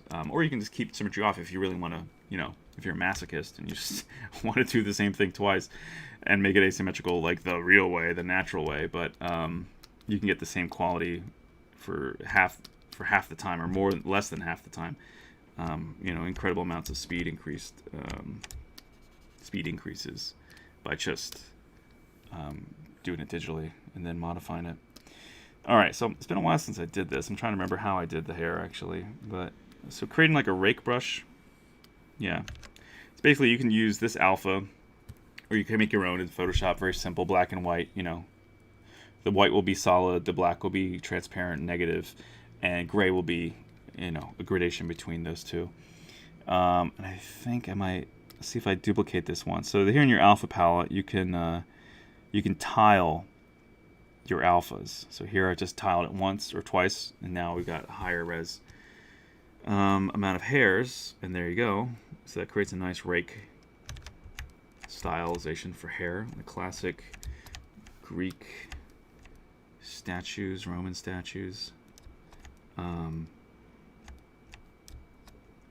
So now I want this to kind of like flow out. So probably do back to the clay for a second here. Oh, yeah, I forgot I had the alpha. Oops. I didn't realize that was global. I thought that was just for the individual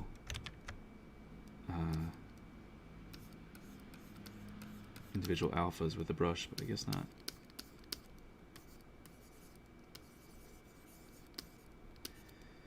So again, this is all about, there's still some, of course, some real world issues too with this. You can get some pretty insane detail, but there's also the risk of very small, fine details that are extending out to either snapping, not printing right, or when you remove the supports, they break off with the support. If you have very fine little pieces printed that are, coming out with the support, you've got to really be like surgical and careful about snipping off those supports right at the meeting point. And even then, sometimes you might be really close to a little piece that's sticking out and the support's holding it here, and then you snip that support, and then just that little vibration or bending snaps off the tip of that little fine detail, and you're like, God damn it, it's gone. Or you can do what's with SLA, you can kind of get back to it with it's dangerous in two ways. You can get like the resin and get like a Q-tip or a toothpick, dip it in the resin, and then just lightly dab it in the broken two pieces, put it together, clean it up, hold it there somehow. Sometimes tape will be fun, and then use a handheld 405 nanometer wavelength laser, use eye protection, and just laser it, just go over it with the light and just trace it a couple times, and it'll solidify and create real, chemical covalent bonds. So it really creates one, monocoque body again. So you can fix stuff with SLA that way, but that's fix things. I hate saying stuff and things. It just sounds so dumb. But yeah, sometimes it's just the word to use. You can fix broken pieces that way, or missing elements. But there's the risk too of if if you didn't clean it up very well and you have a little blob of resin there and you laser it, that blob is now solid. That's a solid blob joining your two pieces, and then you got to sand that down and lose whatever detail is, you know, in between, whatever is covering on either side of the two broken parts. So there's always caveats. There's always, you know, solutions, but they may not always be the ideal, like of what you dreamt kind of solutions.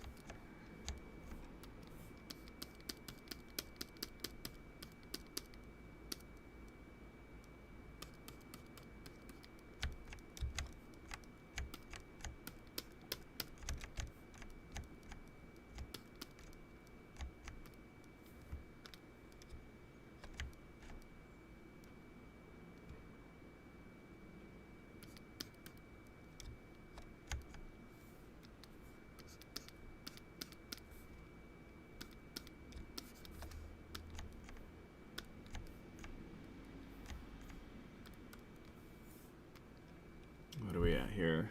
339.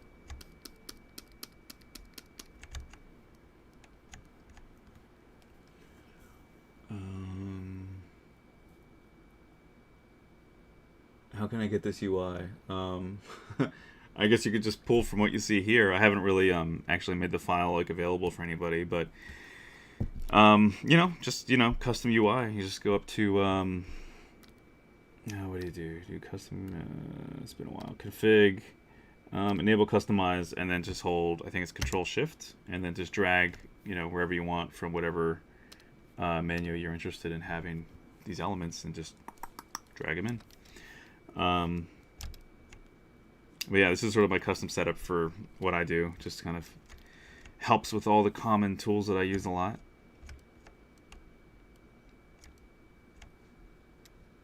It's pretty handy, you know. I like it, of course. And sorry, no, this is probably. How do I grab this? The title bar. I can remove the title bar for you there, so you can see. You can see the bottom there a bit more, and I can shrink myself down for a minute so you can kind of take a snapshot. This way you can take a screenshot and see everything I got in there. Make myself really tiny. So there's the full UI. If you guys want to take a screenshot of that. But yeah, that's my UI.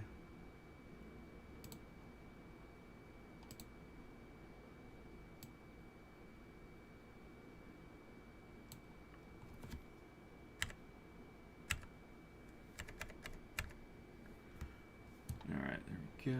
Got that set up. Cool. Alright.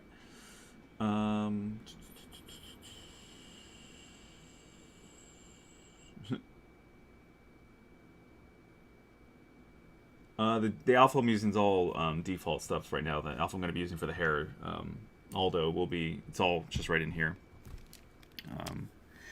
Yeah, it's just default alpha. I mean, that one is whatever, what is that thing called? Alpha 62. Excuse me. So I just, you know, when I go back to raking, you go to alpha and go to modify, and then here I just tile it to number 2. So it's tiled twice, and then that lets you do some very classic looking hair raking. It's a very, very nice rake brush. I think there is an actual rake brush in here too, if I'm not mistaken. I think there is something like that. if I remember correctly, maybe I'm wrong. I feel like they're, yeah, the Rake. So there's this. So that's another way you can do this, I think. Yep. I got to turn off the alpha duplication. So this is the actual Rake brush. It's okay. You know, it's whatever. Works just about as well.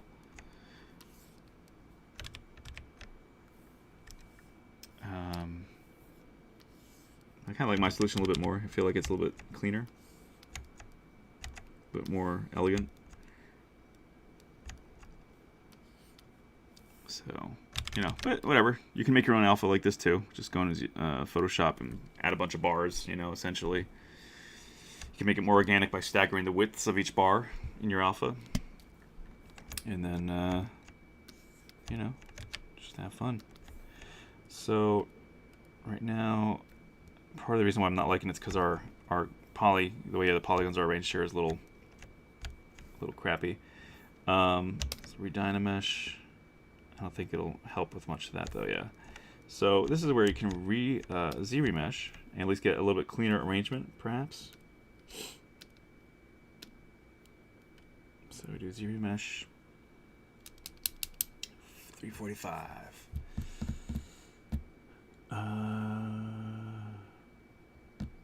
You're welcome for the UI. Yeah, no worries.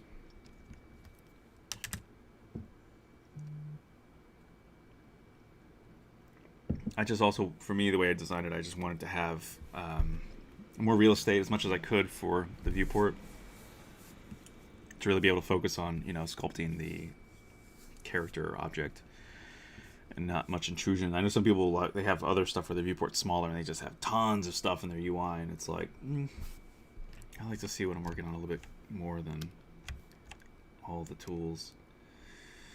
Okay, so divide up.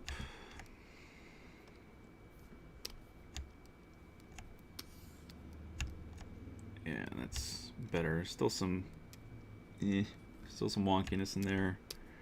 If I go higher though, 2 million. Yeah, should work.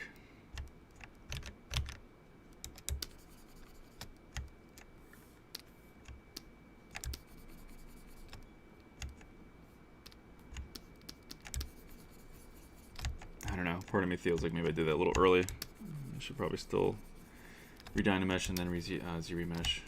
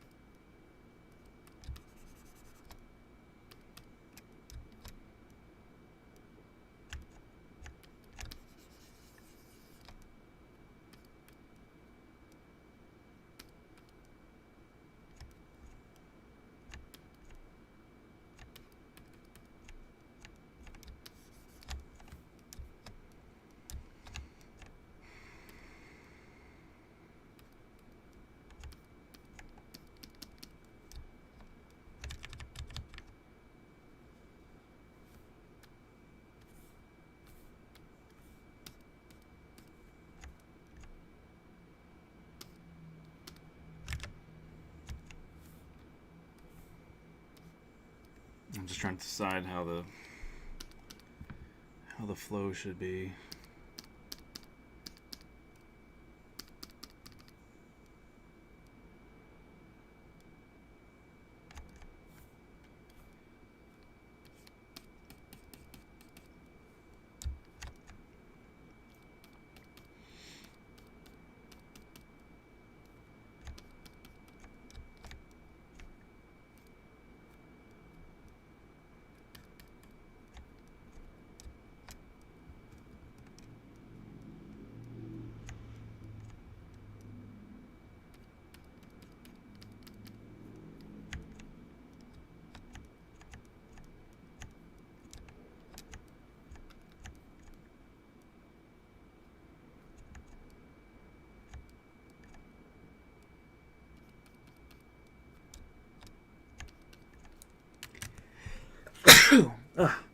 Excuse me, pardon me. Alright, what else? Hi, do you guys know if ZBrush will be some kind of discount this year? I don't know, man. I don't know. Considering how tough things have been, I don't know if they can afford to do any kind of sale. You know, I don't know if they do a Cyber Monday thing. Actually, I never really thought to look for that because I've had it for so long now. It's a good question. I wouldn't count on it though. I think the only time I've seen it, the only time I can really remember seeing them do a discount is not Cyber Monday, but their summit. So during the summit, they would drop the price, but we already had our summit. They already had the ZBrush summit, and I don't know if they offered a percentage off then or not. I forget. Maybe they did. But that's usually the only time of the year I think that you see a discount for a ZBrush license. So yeah, sorry. Might just have to bite the bullet. But I'll tell you, man, it's worth it. And I know the guys at ZBrush; they are good people. So I would say I would feel very confident and very good about supporting them and paying for a license. Don't torrent crap. Don't steal, because it really does affect some real people, and I know them, so I feel like, you know, it's definitely good to support them. They have families, husbands, wives, kids. Yeah. So if you can afford to buy it, you should. You know, there's also ZBrush Core is available. It's a lesser powerful or lesser fully, you know, packaged, full-featured version. There's also a subscription package now, which is very affordable with ZBrush. So there's a lot of solutions to owning it, and I mean the great advantage of owning it too is you get all these free updates, man. You know, every year pretty much they give you this massive free update, and it's been incredible. I don't know how much longer they can keep doing it. I mean, I would be happy to pay a few $100 every year now just to upgrade, because I feel like it's definitely earned it. You know what I mean? It's definitely has features that that I would say are worth paying for. I gotta read Dynamesh. It's getting messy.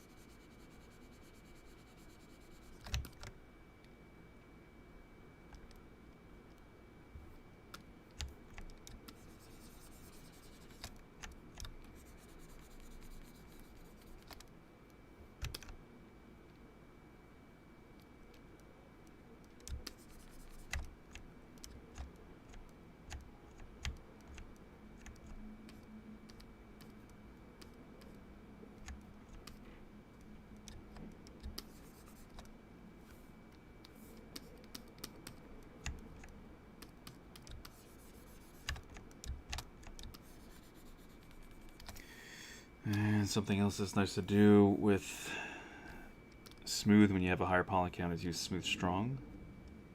So I'm going to here and you get smooth strong.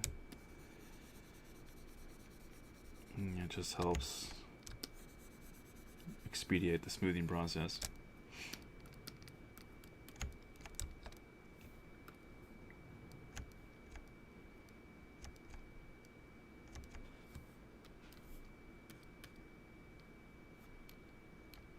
Yep. No. No. Random crash, but I think it should save. There we go. All right. We are almost at time anyway, but I'll try to jump back in and do at least a few more minutes.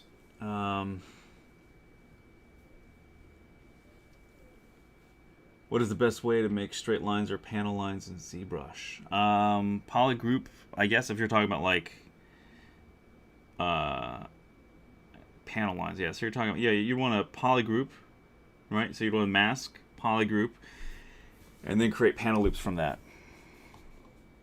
That would be the best way to do, that'd be the best way to do that. Straight lines, yeah.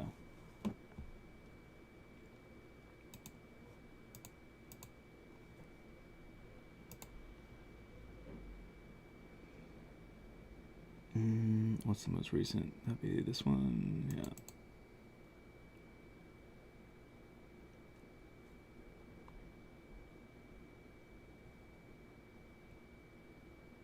Had a lot of crashes today. Wonder if maybe the update helps with some of that. I don't know. Or it could just be just pushing ZBrush in a weird direction.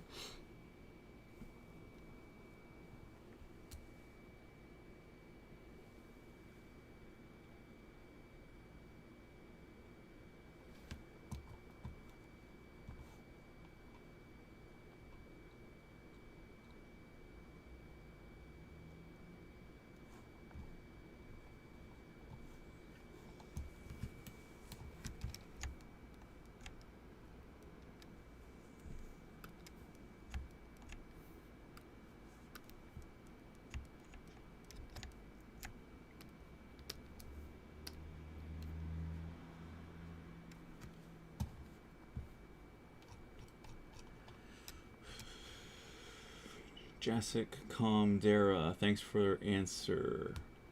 Sorry, what the... Oh, yeah. Do you guys know ZBrush should be on the discount? Yeah, you're welcome.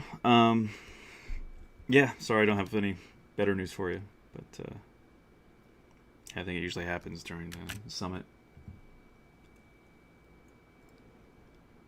All right, T-minus 5 minutes.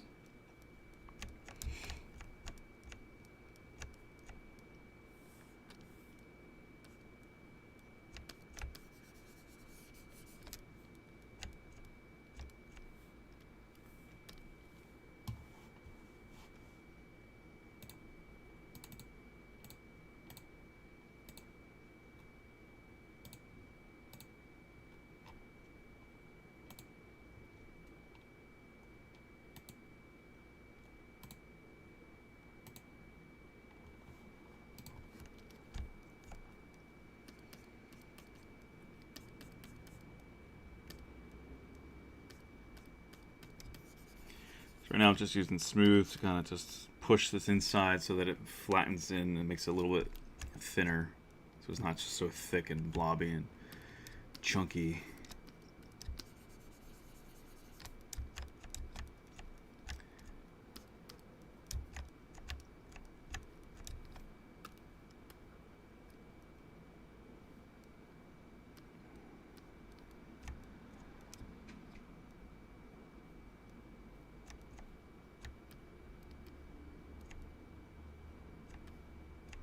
That's weird, that artifacting that's happening there. That's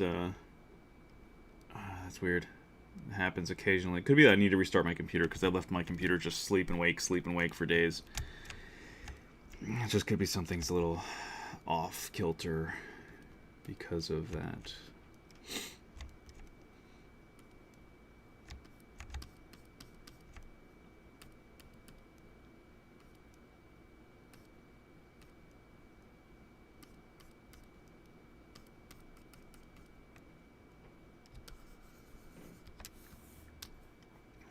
Gotta go back and get that brush.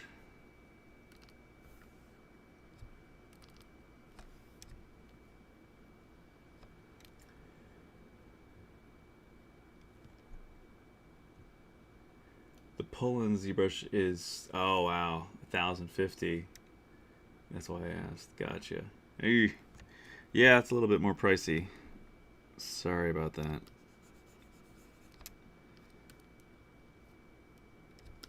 But I mean, again, honestly, it's worth it. I think they could charge more, really, for the amount of power and tools that this has, and the industry standard that it is now for sculpting and detailing characters. That it's, you know, if you get great at what you can do in this program, you can have some great work. You know, you can really, especially in Europe right now. You guys, they took our jobs. There's a lot of work. I mean, there was. I'm not sure how much there is right now at the very moment because of COVID and lack of movie productions. But man, there's a lot of studios in Europe that,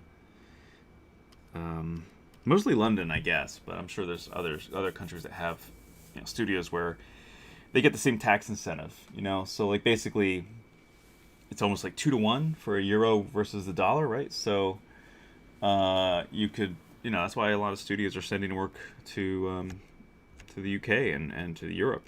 You know, I guess the pound and the euro are similar. competing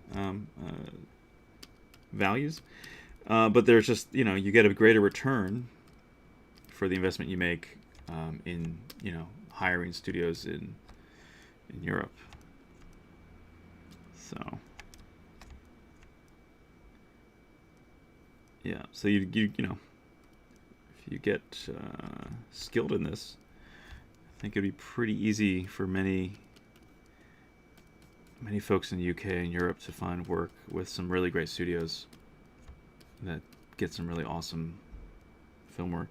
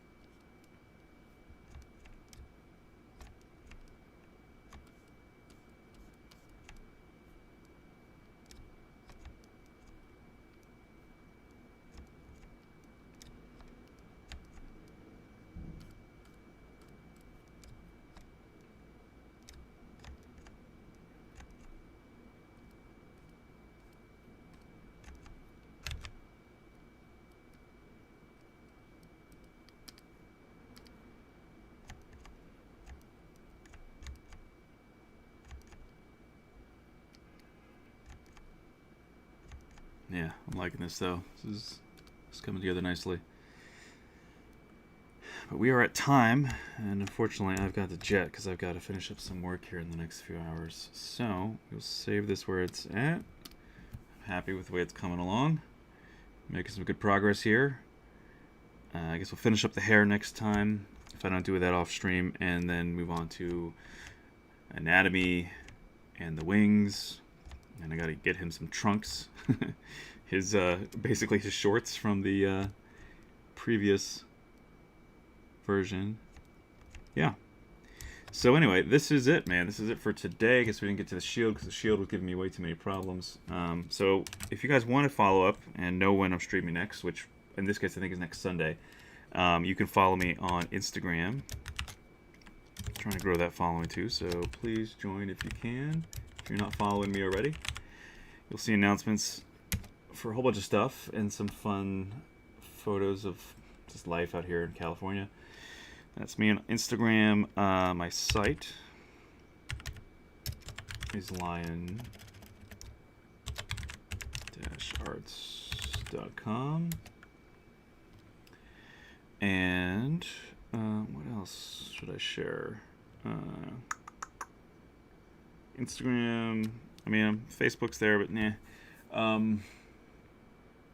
I feel like there's something else I should have shared last. I was thinking about this last time. Oh yeah, my Twitch. I'm gonna be doing a little bit more Twitch here coming up. Again, that'll be announced on my Instagram, maybe the day before, maybe the day of, maybe a few days before, we'll see. But check Instagram for any updates. But my Twitch is twitch.tv/DanielLionArts. I believe that's correct. Let me make sure. So there you go. So yeah, follow me there, guys. It'll be fun. We'll be streaming some other stuff here soon. Yeah, probably doing some Crisis on Twitch. Maybe some Doom Eternal because the new DLC's coming out later this month. I'm not an extreme gamer. I play all the good stuff, but I figured it'd be a time that I start streaming some of that since I'm playing anyway. So. All right, guys. I hope you all stay well, stay healthy, and look on the bright side. All right. Take care. I'll talk to you guys soon.